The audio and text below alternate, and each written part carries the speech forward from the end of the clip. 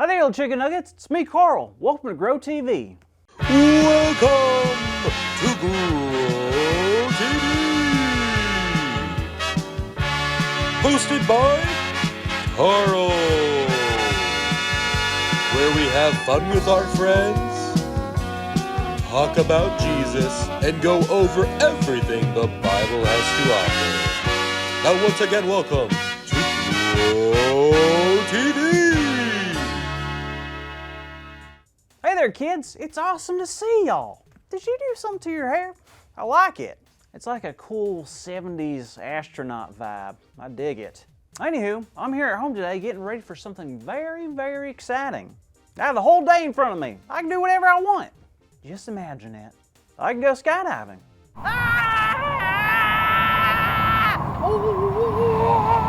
Or I could go to a football game. Woo! Go football team! Go sports! I love sports! Yeah! I can go to the opera. I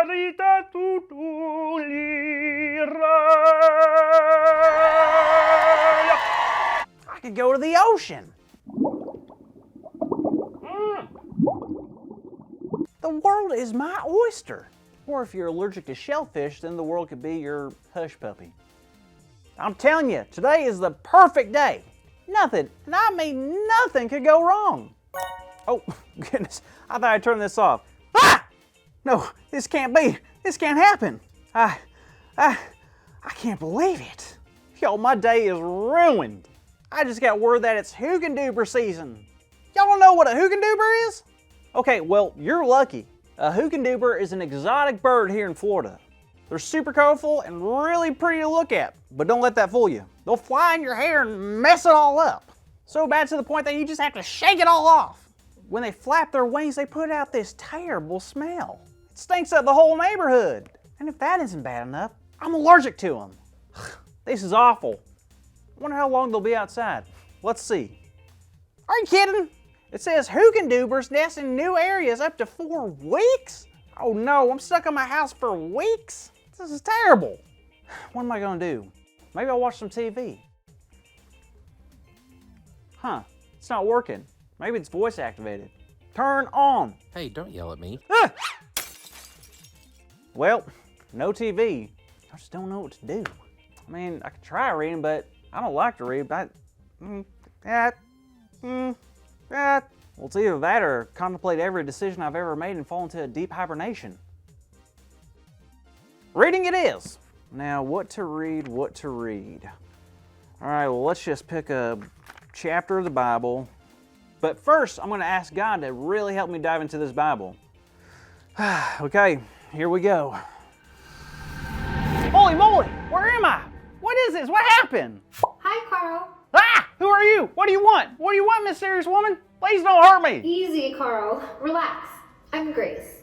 I only know one grace, and that's the grace that Jesus offers. That's it. Why are you here? How do you know my name? Where am I? Well, to answer your first question, I'm here because you're here. Huh?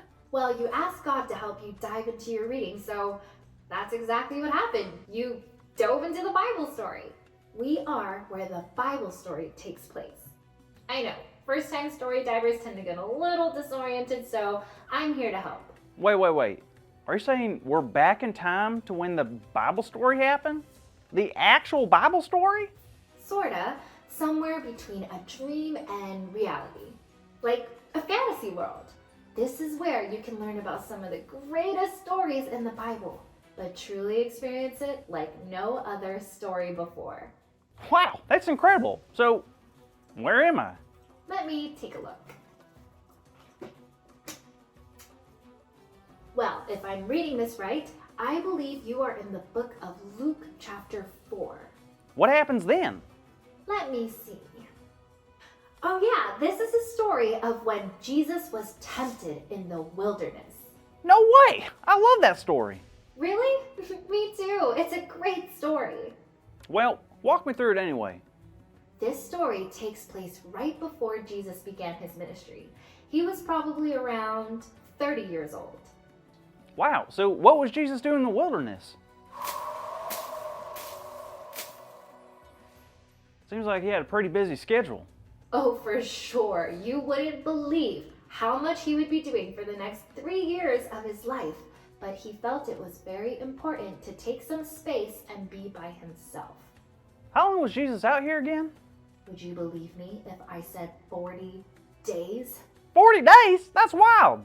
I've only been here for a few minutes and I'm not sure I like it here. Did Jesus have to hunt for food when he was out here, or did he pack a couple of PB&Js? Well, if being out in the wilderness wasn't tough enough already, Jesus decided to fast from food the whole time he was out there. Oh, nice. So like McDonald's or Chick-fil-A? Do they deliver out here? I'm getting hungry. You want anything? Huh? Oh, no, Carl, not fast food. Jesus fasted from food, as in he chose not to eat while he was out there in the wilderness. Are you kidding me? No food? I can't go 10 minutes without having food. So Jesus spent 40 days in the wilderness without any food. That's quite the accomplishment. Oh, but don't you remember? That's not all. While Jesus was out in the wilderness, he was faced with some really tough challenges. Something more challenging than not eating for 40 days and sleeping outside? I know it seems unlikely, but yes. You see, Jesus was tempted several times during this story. Wait, Jesus was tempted? Just like how we are tempted? Like the times when we get the urge to do something that we shouldn't do? Exactly. Jesus was tempted to turn a rock into bread so he could finally have something to eat. But he chose not to do it because fasting was very important to Jesus. Wow. First off, a rock into bread. If I was tempted like that, I don't know if I could have been strong enough to say no. Don't eat the rock, Carl. Jesus said to the devil in Luke 4:4 that people should not live on bread alone. Oh, yeah, that's a lot of carbs. No, Jesus meant that obeying God was the most important thing.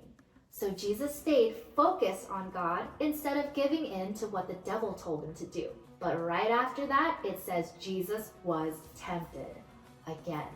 How? He was brought up so he could see all the kingdoms in the world and was told that all of it would be given to him and he would be in charge of all the people in those kingdoms. All he had to do was just say the word. Well, what did he do? He said this, "It is written, worship the Lord your God and serve him only."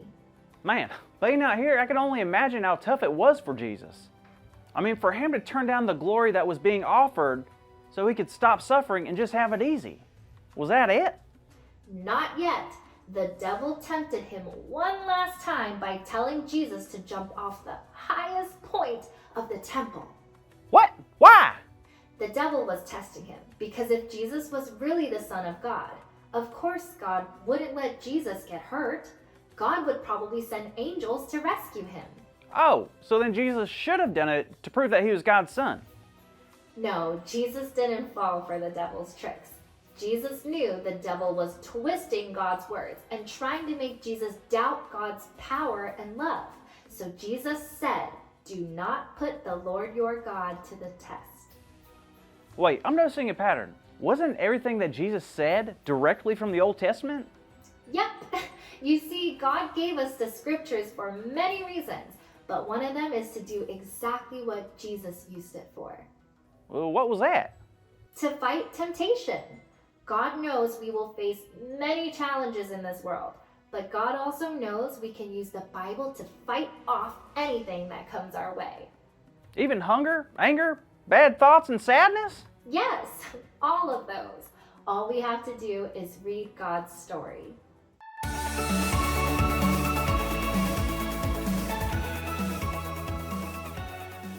Well, hey there, kids. Wasn't that story a page turner?